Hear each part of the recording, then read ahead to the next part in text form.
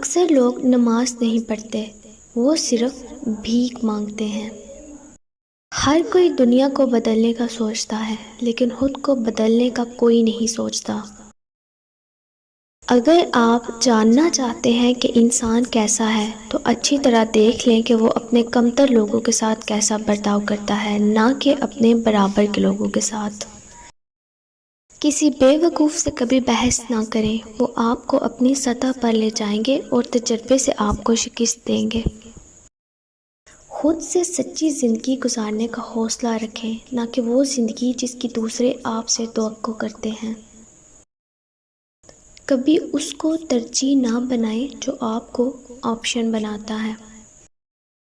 جب آپ ناراض ہوں تو فیصلے نہ کریں، جب آپ خوش ہوں تو وعدے نہ کریں۔ اکیلے رہنا، اکیلے لڑنا، اکیلے جینا سیکھو، دنیا کسی کی نہیں ہے۔ باوضو رہنے سے رزق اور عمر میں اضافہ ہوتا ہے۔ منافقت کی ہمدردی دشمن کی تلوار سے زیادہ خطرناک ہے۔ ایک انار کھانے سے دل 40 دن تک منور رہتا ہے۔ ہر شخص سچا دوست تلاش کرتا ہے، مگر خود سچا دوست بننے کی کوشش کوئی نہیں کرتا۔ ہر جمعہ کو صدقہ دینے سے والدین عذاب قبر سے محفوظ رہتے ہیں۔ میں نے غلطی کی، اس پاک رب نے پردہ ڈالا، میں نے سجدہ کیا، اس پاک رب نے تھام لیا۔ دسترخوان سے گرے ہوئے ٹکڑے اٹھا کر کھانے والا کبھی جنون اور جذام کی بیماری میں مبتلا نہ ہوگا۔